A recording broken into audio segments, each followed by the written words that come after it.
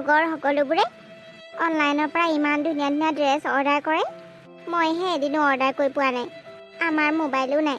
সকলোৱে সোধে, তই কেতিয়াও অনলাইনৰ পৰা অৰ্ডাৰ নকৰ নেকি? আমি ইমান ধুনীয়া ধুনীয়া ড্ৰেছ অৰ্ডাৰ কৰোঁ বুলি। দুখেই লাগে। মায়েনো মোক ক'ৰ পৰা কিনি দিব? মাৰ হাততে পইচা নাই। আচলতে ময়ে অলপ বেছিকৈ ভাবোঁ। আমি দুখীয়া মানুহ, আনৰ লগত মিলালে নহ'ব নহয়। আনৰ ড্ৰেছ পাতিবোৰ দেখিলে বেয়া লাগে আৰু। মই টিউশ্যনলৈ সদায় এটাই ড্ৰেছ পিন্ধি যাওঁ আৰু বেলেগে যাতে যাতে পিন্ধি আহে। মোৰো যদি দেউতা এজন থাকিলেহেঁতেন, আজি মোকো ইমান ধুনীয়া ধুনীয়া ড্ৰেছ কিনি দিলেহেঁতেন।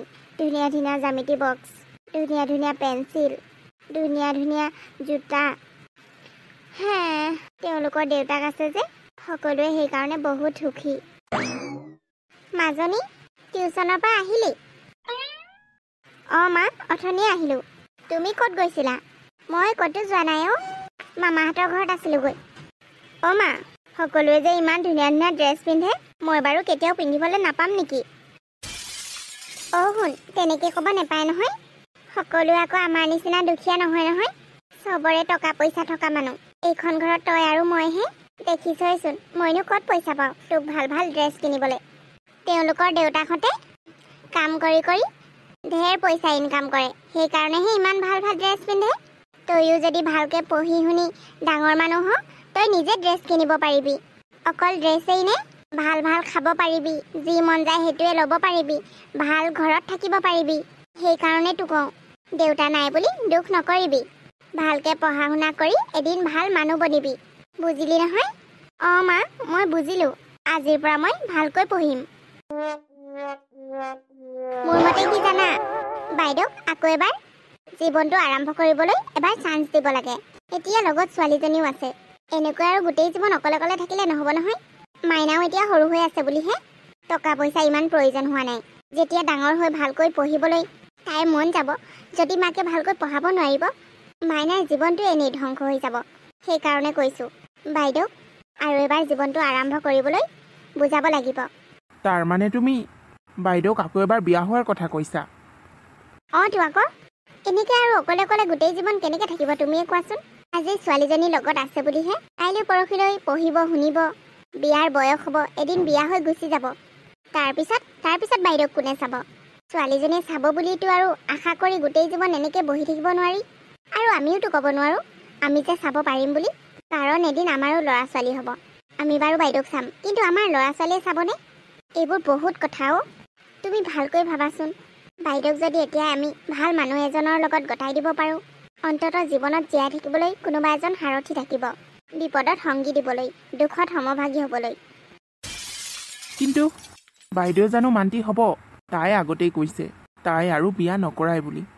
মাইনা সৰু হৈ আছে এতিয়া। আৰু যেতিয়া ভিনদেউ ঢুকাইছিলে তেতিয়া মাইনা একেবাৰে কণমানি।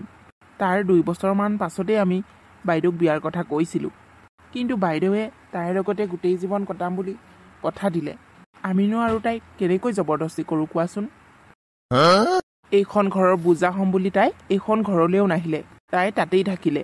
কিন্তু মোৰ এটা কথা আচৰিত লাগে, ইমানখিনি হৈ যোৱাৰ পাছতো ভিনদেউৰ পৰিয়ালৰ মানুহে তাইক এটাও খবৰো নল'লে।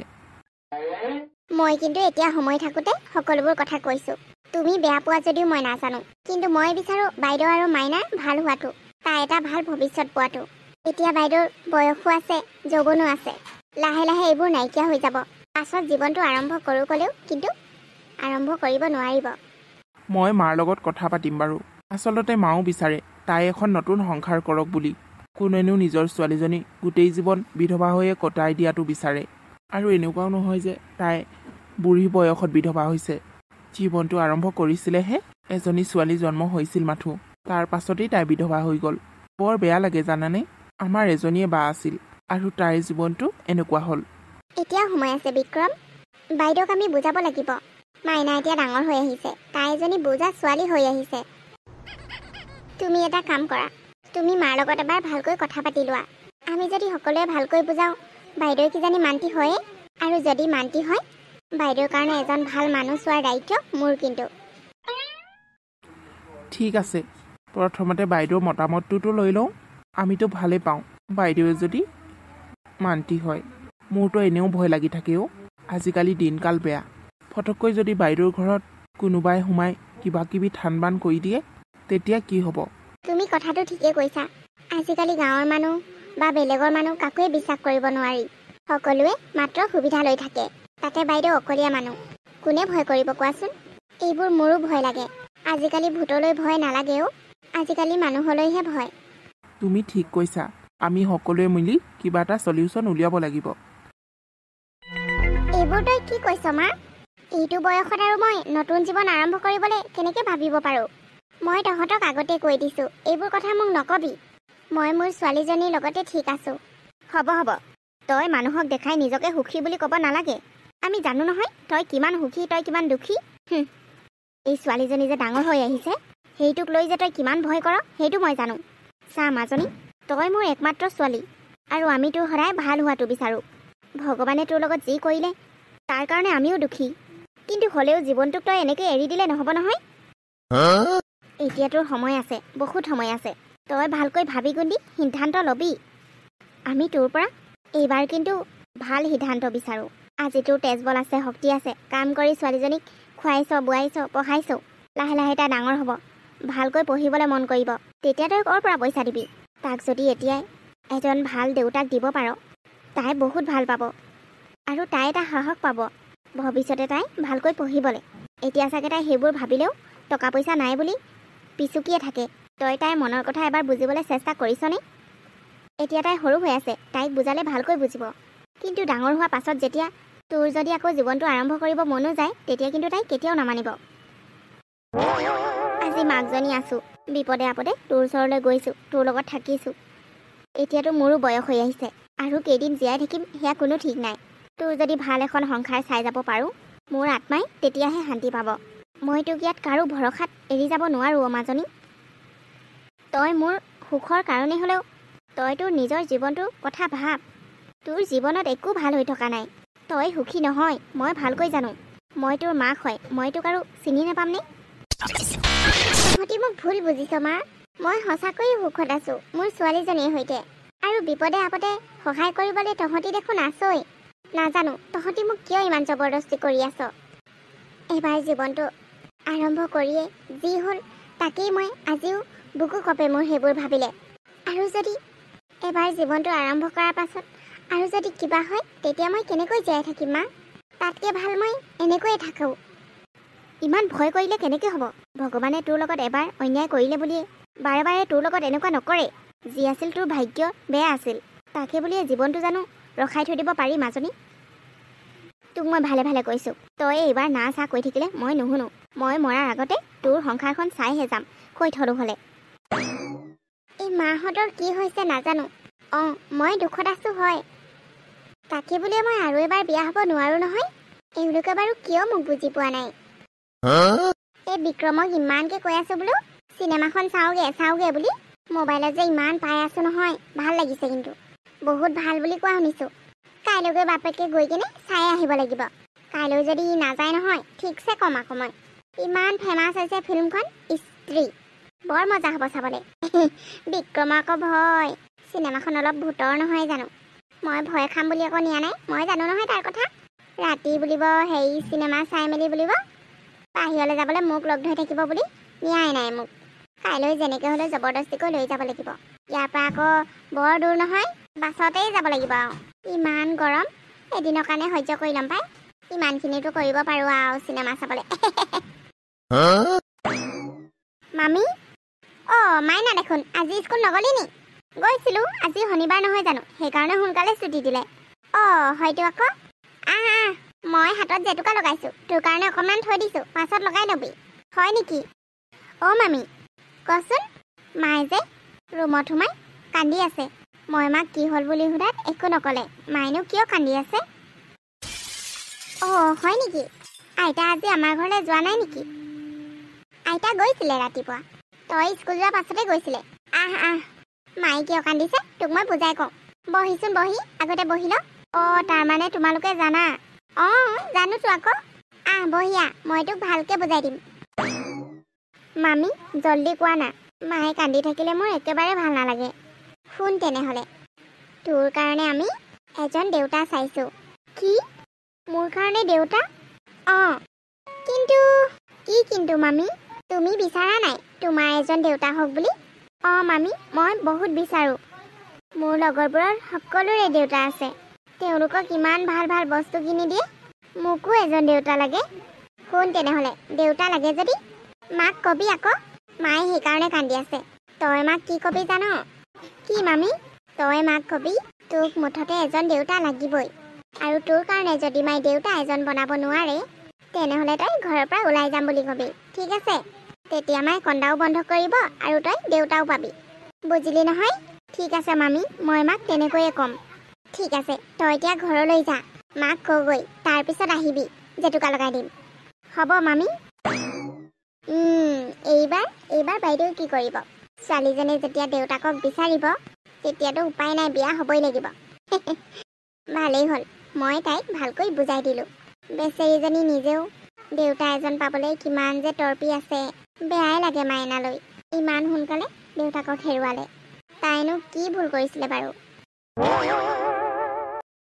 মা মই কিন্তু কৈ দিছোঁ মোক দেউতা এজন লাগিবই ইমান দিনে মই দেউতাৰ অবিহনে থাকিলোঁ এতিয়া আৰু মই নাথাকোঁ মই তুমি কি কৰা কি নকৰা নাজানো তুমি মামা মামীহঁতৰ কথা মানিবই লাগিব আইতাৰ কথা মানিবই লাগিব মোক এজন দেউতা আনি দিবই লাগিব এইবোৰ তই কি কথা কৈছ মাজনী কোনে ক'লে তোক এইবোৰ কথা মই চব কথা জানো মা মোক মামীয়ে সকলোবোৰ বুজাই ক'লে মা প্লিজ তুমি হাঁ কোৱা না মোৰ এজন দেউতা হ'ব কিমান যে ভাল লাগিব মাজনী এইবোৰ বেয়া কথা তোমাৰ লগত মামীয়ে ধেমালি কৰিছে নাজানো আৰু কিহে পাইছে তেওঁলোকক তোমাৰ আগত কিয় এইবোৰ কথা ক'ব লাগে চা তই মই এইখন ঘৰত সুখত আছোঁ আৰু আমাক কাৰো প্ৰয়োজন নাই তই মাত্ৰ ভালকৈ পঢ়িবি শুনিবি আৰু ভাল মানুহ বনিবি সিমানেই কথা তোৰ কাৰণে মই যিমান কষ্ট কৰিব লাগে চব কৰিম মাত্ৰ তই মোৰ কথা মানি চলিবি ঠিক আছে মা তাৰমানে তুমি মোৰ কথা নুশুনা ঠিক আছে যেতিয়ালৈকে তুমি মোক দেউতা এজন আনি নিদিয়া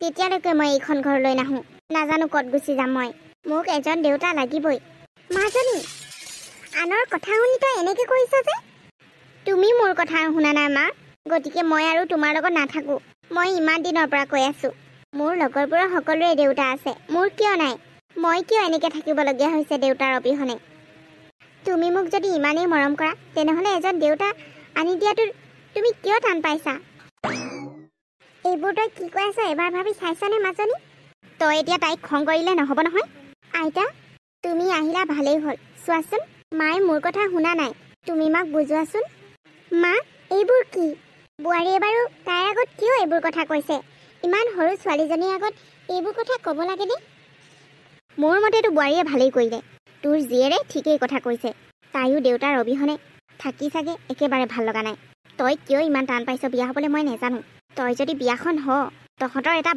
সুন্দৰ পৰিয়াল হ'ব কিমান ভাল হ'ব ভাবিছাচোন সুন্দৰ পৰিয়াল তেতিয়া হয় মা যেতিয়া জীৱন সংগীজন ভাল হয় এয়া মোৰ দ্বিতীয় বিবাহ হয় মইতো গম নাপাওঁ কোন ভাল কোন বেয়া এনেইতো কাৰোবাক বিশ্বাস কৰি মই বিয়া হৈ যাব নোৱাৰোঁ ভাল যদি ভাবি কামবোৰ কৰ সকলো ভালেই হ'ব বেয়া হ'ব বুলি কৈ জানো জীৱনটো ৰখাই থৈ দিব পাৰি ভৱিষ্যতৰ কথা কোনেও নাজানে গতিকে তইও ভৱিষ্যতৰ কথা ভাবি বৰ্তমানটো ধ্বংস কৰিব নালাগে ভগৱানে তোৰ লগত এবাৰ ইমান ডাঙৰ দুখ দিলে আৰু যে ভগৱানে তোক কেতিয়াও এনেকুৱা দুখ নিদিয়ক মই তাকেই বিচাৰোঁ আৰু তই এখন ভাল সংসাৰ কৰ তাতকৈ আৰু মোক একো নালাগে মাজনী কিন্তু মা আন এজন পুৰুষক নিজৰ স্বামী হিচাপে ইমান সোনকালে আঁকোৱালি লোৱাটো এয়া জানো সহজ এওঁ মোক এৰি থৈ যাব পাৰে কিন্তু তেওঁ এজন বহুত ভাল মানুহ আছিল মোক জীয়াই থাকিবলৈ আন এজন পুৰুষৰ প্ৰয়োজন নাই তেওঁ মোৰ লগত যিমান দিন থাকিল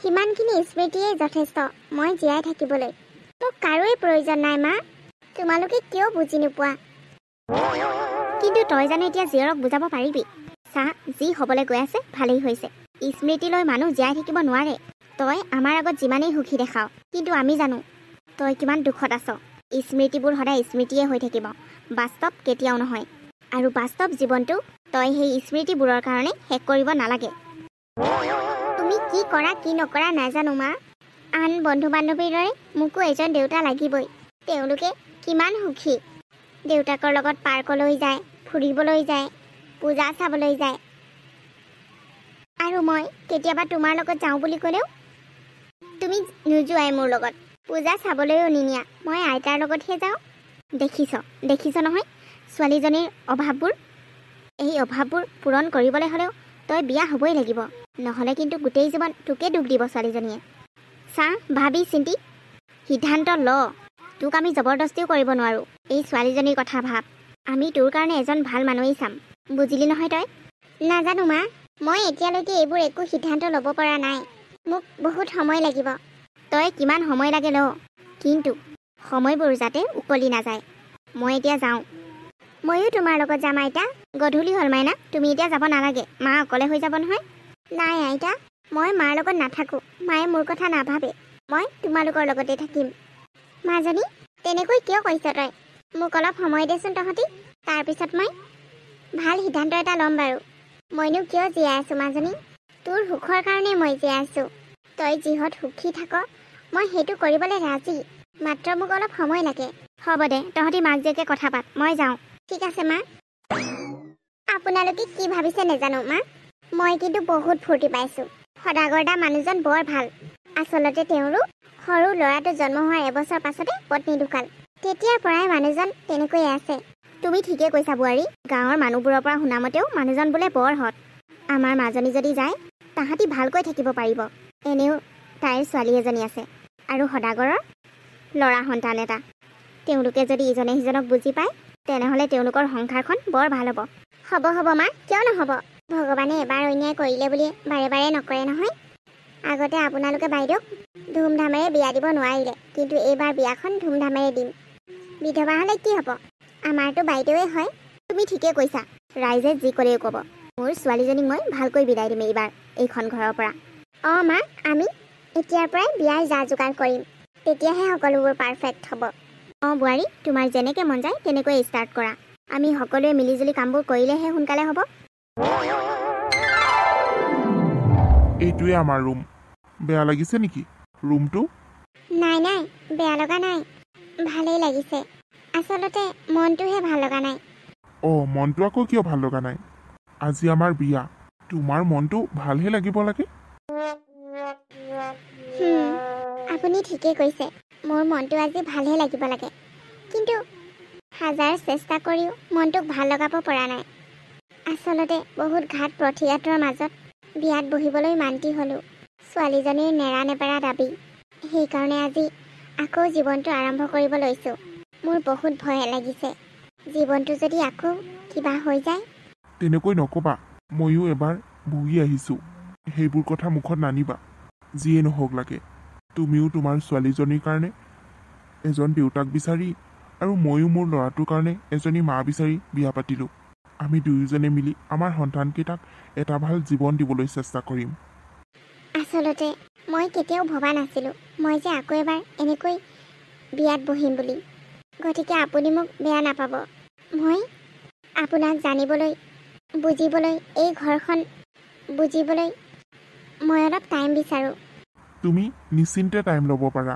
মোৰ একো আপত্তি নাই মাত্ৰ এটা কথা মনত ৰাখিবা মই সদায় তোমাৰ লগত আছোঁ আপোনাৰ পৰা এইষাৰ কথা শুনি নিজকে বহুত সুখী অনুভৱ কৰিছোঁ বেয়া নাপাব মই আপোনাৰ পৰা সময় লোৱাৰ কাৰণে নাই মই বেয়া নাপাওঁ আপোনাক বহুত বহুত ধন্যবাদ আপুনি যে মোক ইমান সোনকালে বুজি পালে মই সম্পূৰ্ণ চেষ্টা কৰিম আপোনাক আমাৰ সন্তান দুইটাক আৰু এইখন ঘৰক সদায় মৰমেৰে আঁকোৱালি ল'বলৈ